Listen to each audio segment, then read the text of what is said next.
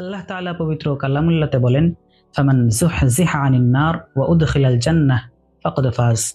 অর্থাৎ যে ব্যক্তি নিজেকে জাহান্নামের আগুন থেকে বাঁচিয়ে জান্নাতে প্রবেশ করলো, সেই সফলকাম।